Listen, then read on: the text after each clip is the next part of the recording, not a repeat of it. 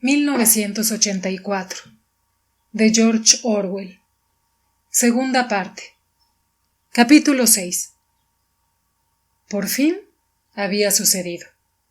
Había llegado el anciano mensaje. Winston tenía la impresión de haberse pasado la vida esperando que ocurriera.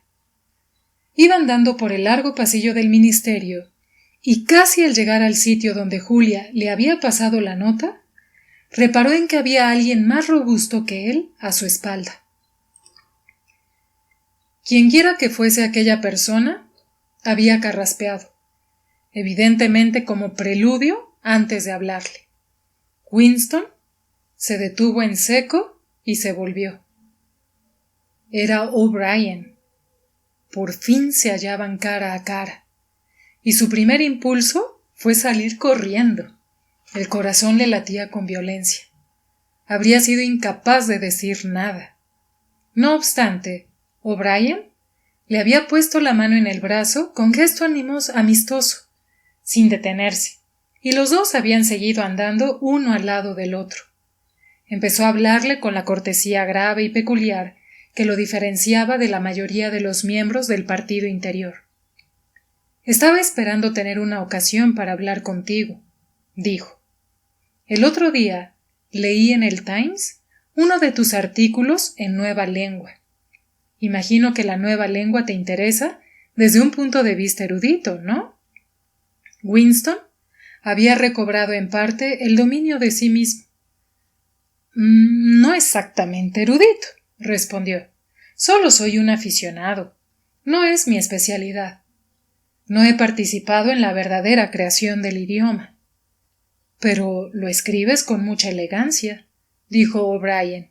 «Y no es que lo diga solo yo. Hace poco hablé con un amigo tuyo que es todo un experto. Ahora mismo no recuerdo cómo se llama». Una vez más, el corazón de Winston se agitó penosamente. Sin duda se refería a Sim. Pero Sim no solo estaba muerto, sino eliminado. Era una no persona. Cualquier referencia identificable a él habría sido mortalmente peligrosa. La observación de O'Brien debía de ser una señal, una clave. Al compartir con él un pequeño acto de crimen tal, los había convertido en cómplices. Habían seguido andando lentamente por el pasillo, pero de pronto O'Brien se detuvo. Con la misma curiosa cordialidad, capaz de desarmar a cualquiera que siempre imprimía aquel gesto, se colocó las gafas sobre la nariz y luego prosiguió. «Lo que quería decirte era que noté que en tu artículo habías utilizado dos palabras que se han quedado obsoletas, aunque desde hace muy poco. ¿Has visto la 10ª edición del Diccionario de Nueva Lengua?» «No», contestó Winston. «No sabía que lo hubiesen publicado. En el departamento de archivos todavía utilizamos la 9ª. Creo que no se publicará hasta dentro de unos meses, pero han puesto ya en circulación algunos ejemplares. Yo tengo uno. ¿Te interesaría hojearlo?» «Desde luego», respondió Winston, reparando enseguida en cuáles eran sus intenciones. «Algunos de los cambios introducidos son muy ingeniosos. Creo que los que te resultará más interesante será la reducción del número de verbos. Veamos. ¿Quieres que te envíe el diccionario por mensajero? Aunque me temo que esas cosas siempre se me olvidan. ¿No podrías pasar a recogerlo por mi piso cuando te vaya bien? Espera, te daré mis señas. Estaban delante de una telepantalla.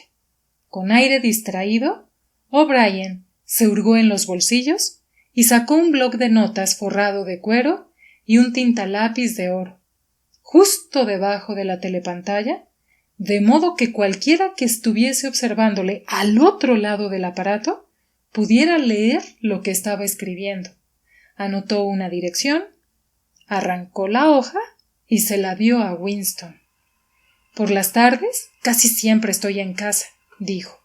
De lo contrario, mi criado te dará el diccionario. Se marchó y dejó a Winston con el trozo de papel en la mano que en esta ocasión no había necesidad de ocultar. No obstante, memorizó cuidadosamente lo que había escrito en él, y unas horas más tarde lo arrojó con otros documentos al agujero de memoria. A lo sumo, habrían hablado un par de minutos. Aquel encuentro solo podía significar una cosa. Era un medio ideado para que O'Brien pudiera darle sus señas. Era necesario, porque el único modo de averiguar dónde vivía alguien era preguntarle directamente. No había guías de direcciones. Lo que O'Brien le había dicho era: si alguna vez necesitas verme, ya sabes dónde encontrarme. Tal vez incluso descubriera algún mensaje oculto en el diccionario. En todo caso, estaba claro que la conspiración con que había soñado existía, y que había entrado en contacto con su periferia. Sabía que antes o después obedecería a la llamada de O'Brien. Tal vez al día siguiente, o puede que dejara transcurrir un tiempo, no estaba seguro. Lo que estaba ocurriendo era solo la puesta en práctica de un proceso que había empezado hacía años. El primer paso había sido un pensamiento secreto e involuntario. El segundo, el inicio del diario. Había pasado de los pensamientos a las palabras, y ahora de las palabras a los hechos. El último paso sucedería en el ministerio del amor. Lo había aceptado. El final estaba implícito en el principio. Aún así le asustaba. O para ser más exactos, era como un anticipo de la muerte, como estar un poco menos vivo.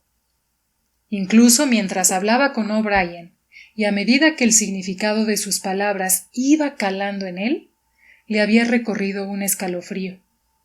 Tuvo la sensación de adentrarse en la humedad de una tumba, y saber que la tumba siempre había estado ahí, esperándole. Y saber que la tumba siempre había estado ahí esperándole, no le supuso ningún consuelo.